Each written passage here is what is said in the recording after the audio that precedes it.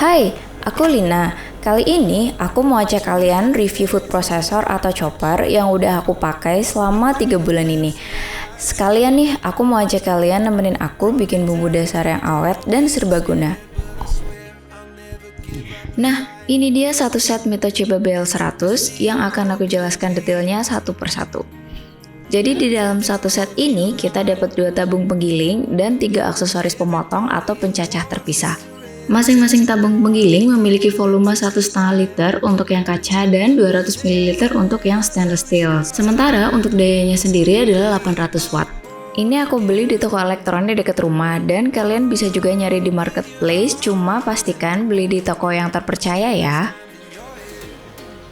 Yang pertama, kita bahas dulu bodi mesinnya. Di sini ada tombol pulse yang akan menyalakan mesin ketika ditahan, tapi ketika tombolnya dilepas, maka mesinnya akan mati.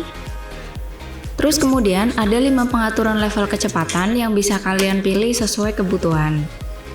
Kalau mau dinyalakan, tinggal puter-puter aja tanpa perlu pencet tombol on off.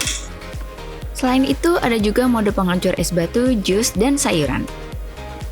Tapi untuk menggunakan mode ini, kalian juga perlu memencet tombol on off ya, karena kalau nggak mesinnya nggak akan nyala. Oh ya, di bawah bodi mesin ada suction cup yang akan ngebantu food processor ini nggak akan geser-geser ketika dinyalakan. Kemudian kita bahas si penggiling kering dengan bahan stainless steel ini. Yang ini pisaunya nggak bisa dilepas pasang. Terus ditutupnya ada seal karet supaya nggak bocor. Karena food processor ini sudah menggunakan teknologi European Standard Bit Lock System for Children, maka alatnya nggak bisa menyala ketika jar atau tabung tidak tertutup rapat. Nah, jar ini gunanya untuk menggiling bumbu atau kacang-kacangan tanpa perlu ditambahkan cairan atau minyak. Selanjutnya kita bahas tabung yang lebih besar.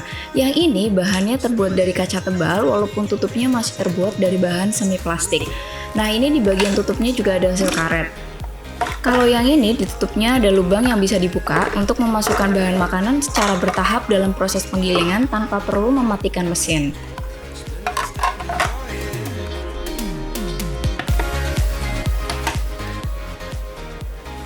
Jar yang ini punya 2 tutup, sama-sama punya seal karet supaya nggak bocor. Bedanya tutup yang ini nggak ada lubangnya. Entah tutup manapun yang akan dipakai, tetap pastikan kalian menutup rapat sampai terdengar bunyi klik supaya bisa dinyalakan ya. Nah, jar ini juga bisa dilepas bagian bawahnya, jadi gampang banget dibersihkan serta ada seal pelindung supaya cairan nggak merembes atau bocor. Sebenarnya ini bagian yang aku suka dari food processor ini. Aku tuh suka banget sama alat masak yang gampang dibersihin. Pisau yang pertama mau aku tunjukin ini fungsinya buat bikin smoothies atau jus. Cara menggunakannya gampang banget, tinggal dilepas aja bagian bawah dari tabung atau jar kacanya, terus diganti deh dengan alas dari pisau ini. Kemudian yang kedua ini buat ngiris kentang, wortel, atau bawang. Nah, ini bisa juga dipakai buat marut. Kalau mau dipakai buat marut, maka bagian pisau yang kecil-kecil kayak gini menghadap ke atas.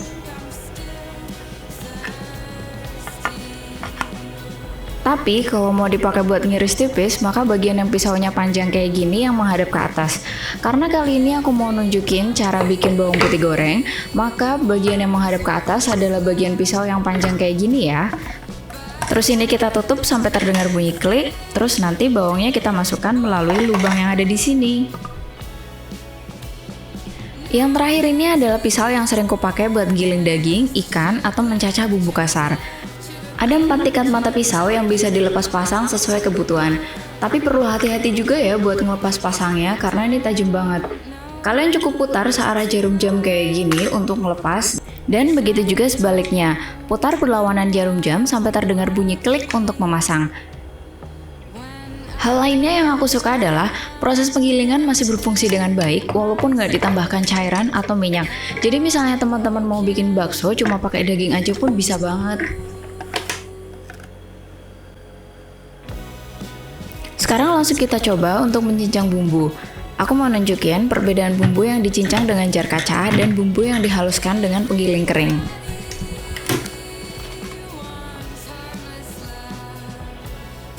Nah, ini adalah bumbu yang akan kita gunakan untuk praktek. Oh ya, lampu indikator merah yang kedap-kedip menandakan tabung atau jar belum tertutup rapat.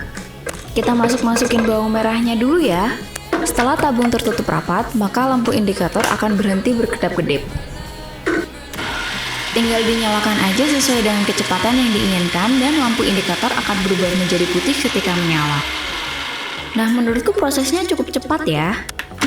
Kita lepas dan kita lihat hasilnya kayak gini.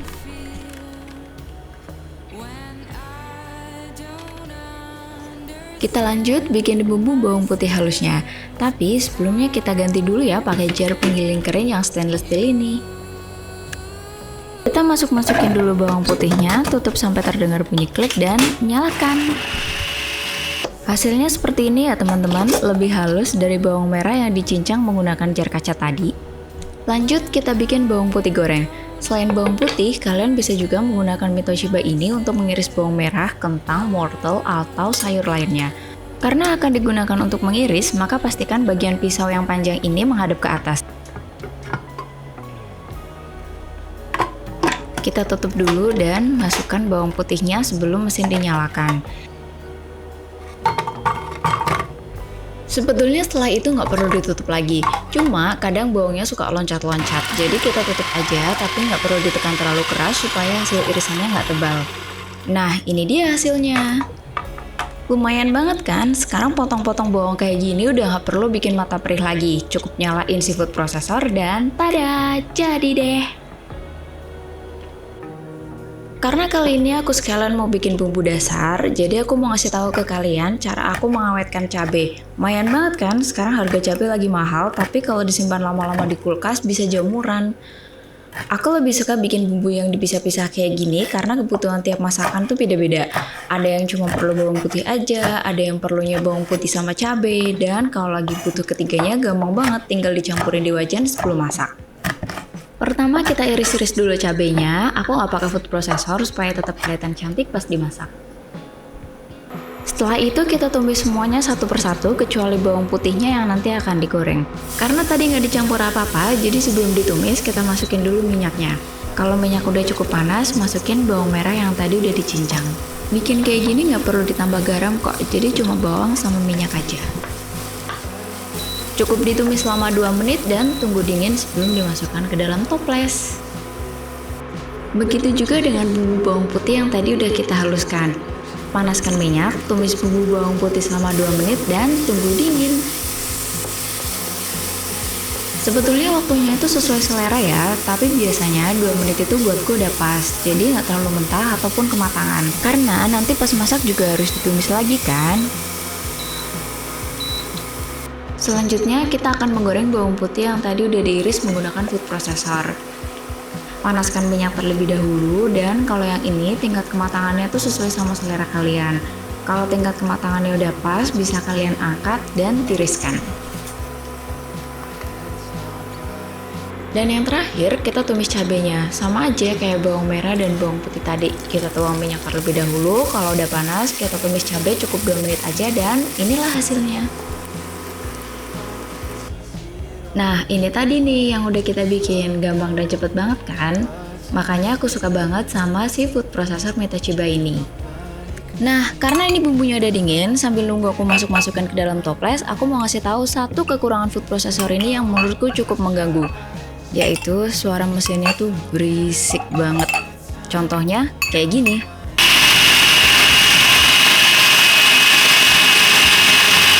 Dan kayak gini. Itu volume suara mesin asli yang belum aku kurangi ya. Cukup mengganggu sih kalau buat aku, tapi overall aku suka kok sama kegunaan dan cara ngebersihinnya. Oke, ini aku udah selesai masukin ke dalam toples. Jangan lupa tulis atau tempel tanggal produksinya ya. Setelah ini simpan di kulkas supaya lebih awet. Selamat mencoba teman-teman. Kalau kalian ada pertanyaan, silahkan tulis di kolom komentar. Dan kalau kalian merasa infonya ini bermanfaat, bisa like dan subscribe. Terima kasih.